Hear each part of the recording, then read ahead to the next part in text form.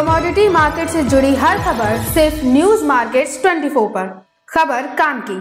नमस्कार दोस्तों, welcome back to our channel news market 24, जिसमें आज की जो सबसे बड़ी खबर है उसके बारे में बात करेंगे। खबरें खास तौर से जुड़ी हुई हैं स्टील बाजार से, बात करेंगे लोहा बाजार से जुड़ी खबर के बारे में, जो कि ये है कि शुल्क संशोधन के बाद इस साल भारत का इस्पात निर्यात 35 से 40% गिर गया और कीमतें पहले से लगभग 5,000 रुपए कम हो गई। तो इस खबर के बारे में आगे विस्तार से बात करेंगे, इसीलिए आप हमारे साथ खबरों में अंत तक जरूर बने रहिए। मीडिया सूत्रों के अनुसार खबरें ये हैं कि एक आंकड़े के अनुसार ही बताया गया है कि पिछले महीने कई तैयार स्टील उत्पादों पर लगाए गए 15% निर्यात शुल्क के बाद इस वित्त वर्ष में भारत का इस्पात निर्यात 35 से 40% घटकर 10 से 15 मिलियन टन रहने की उम्मीद लगाई जा रही है।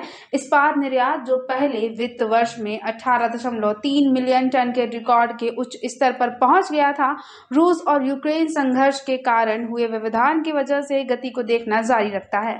रूस स्टील, कुकिंग कोल और पिग आयरन का प्रमुख निर्यात है। इसके अलावा यूरोपीय संघ यानी EU ने भारत के निर्यात कोटा को बढ़ाने के लिए कदम उठाया। स्टील की कीमतों के बीच व्यापक अंतर के बीच दो भौगोलिक क्षेत्रों में घरेलू इस्पात निर्माताओं को लाभ हुआ और यूरोपीय संघ द्वारा लगाए गए इस्पात आयात पर 25% टैरिफ के प्रभाव को सीमित कर दिया गया।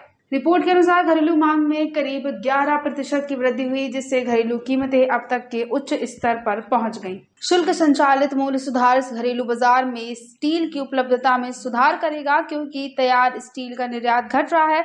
इसका सीधा असर चालू वित्त वर्ष में भारत के निर्यात की मात्रा पर पड़ेगा। क्रिस्टल रिसर्च के निदेशक हेतल गांधी ने कहा कि स्टील निर्माता मिश्र धातु और बिलेट के निर्यात को बढ़ाकर कीमतों को कम करने का प्रयास करेंगे, लेकिन इससे तैयार स्टील के निर्यात के नुकसान की भरपाई होने की संभावना नजर नहीं आ रही है। जो निर्यात शुल्क में बढ़ोतरी करी गई थी, उसका अहम मकसद महंगाई पर लगाम लगाना बताया जा रहा है। सरकार ने लोहे के अयस्क पर निर्यात शुल्क 50%, पैलेट पर 45% तक बढ़ा दिया था। साथ ही कुकिंग कोल, PCI कोयले और कोक के आयात शुल्क को 2.5% से घटाकर 0% तक कर दिया गया था। शुल्क लगाने से कीमतों में गिरावट आई है, क्योंकि मौजूदा कीमतें अप्रैल शिखर से 14,000 से लेकर 15,000 रुपए प्रति टन तक कम है। इसके अलावा वैश्विक कीमतों में सुधार देखा गया है। स्टील की कीमतों में गिरावट से घरेलू मांग में सुधार में मदद मिली है और जून में ऑटो उत्पादन और निर्माण की गतिविधि तेज देखी गई है।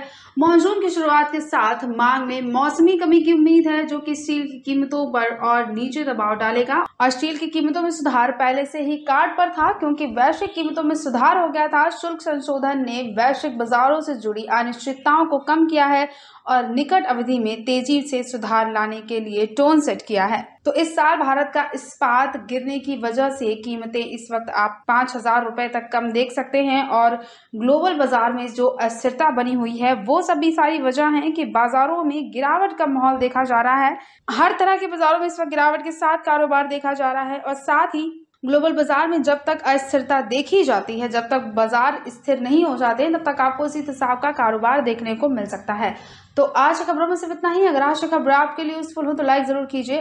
बाजार से जुड़ी हर खबर के लिए चैनल को सब्सक्राइब करना बिल्कुल ना भूलिए। मिलते हैं आपसे अगली खबरों के साथ, तब तक के लिए stay healthy, stay safe. Thanks for watching. Bureau report, news market 24।